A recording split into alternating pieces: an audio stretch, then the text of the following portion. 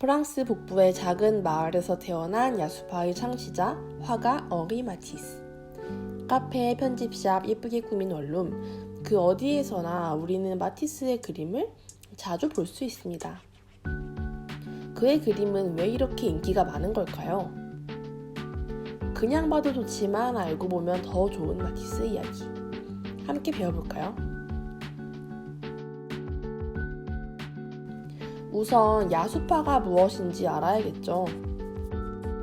사실 이들이 나는 야수파 화가야 라고 당시에 스스로를 소개한 적은 없어요.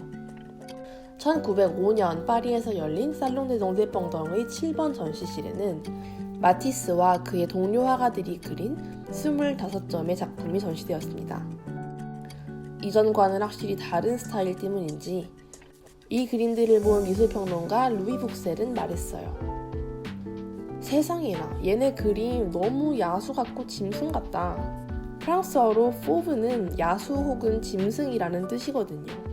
그렇게 야수파, 불어로는 포비즘이라는 이름이 붙여진 것입니다. 이 당시에 야수파라는 그룹이 딱 존재했던 것은 아니기 때문에 정확한 사전적인 정의는 어렵지만 간략히 정리해보자면 대상의 간소화, 납작하고 평평한 배경과 기존 색채로부터의 해방인데요. 처음에 짐승 같다고 배불리 욕을 먹었던 이유도 바로 이 강렬한 색채의 사용이 당시의 그림 스타일과 너무 달랐기 때문이었어요.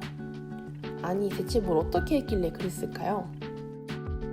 마티스는 눈에 보이는 색을 그대로 캔버스에 표현하는 오랜 전통을 무시한 채 대상을 볼 때 작가가 느끼는 감정을 색으로 표현했습니다.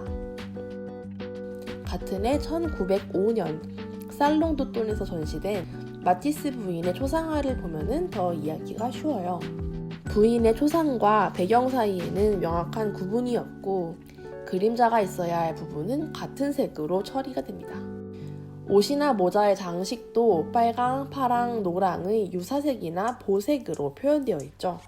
실제 모자는 검은색이었다고 하니 그림을 그렸을 당시 마티스의 감정 상태는 어땠을지 궁금해지네요. 아무튼 눈에 보이는 색을 그리던 당시의 관습을 깨뜨린 마티스의 팔레트는 본격 전통과 현대의 단절을 쏘아올리는 작은 공이 됩니다. 1910년 러시아인 컬렉터의 주문으로 그린 라덩스와 라뮤직 이후로 여유로운 삶을 누리며 여행도 하는 등 정말 잘 삽니다. 여행지 중 하나였던 모로코에서의 기억을 담은 그림도 있네요.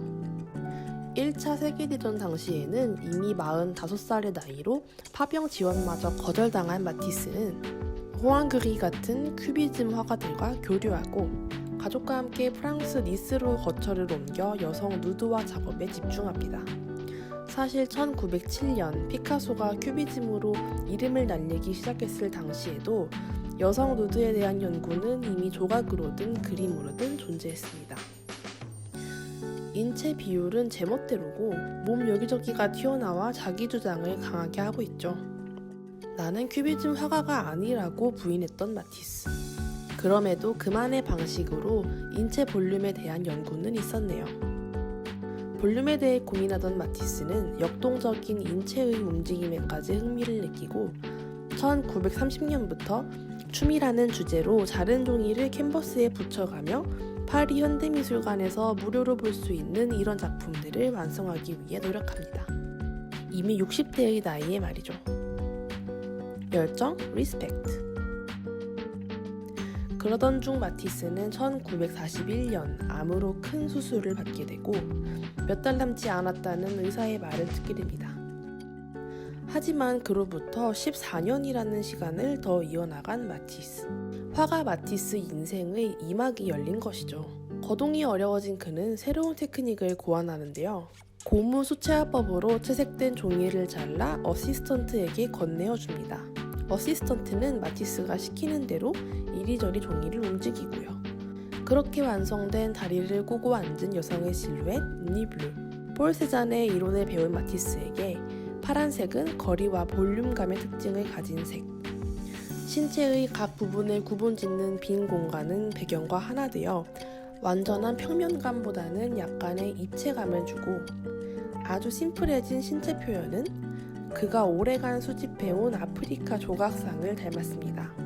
그림으로도 저는 따라 그리기 어렵네요. 밑그림도 없이 머릿속 구상만으로 종이를 잘라서 다리를 꼬고 앉은 사람을 만들다니 아무나 할 수 있는 작업은 아니라고 생각합니다. 1948년 마티스가 그의 친구에게 쓴 편지를 보면 이런 구절이 나와요. 작품을 위해 들인 노력이 캔버스 위에 보이지 않게 하기 위해 노력했어.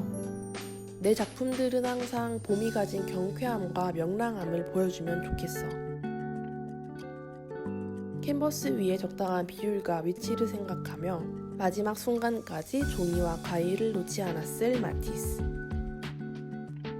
그의 작품이 누군가에게 안식처가 되기를 바랐다는 의도 덕분에 우리가 편히 쉴 수 있는 공간에서 더 빛을 발하는 것이 아닐까요? 오늘의 미술사는 여기까지예요. 감사합니다. 안녕.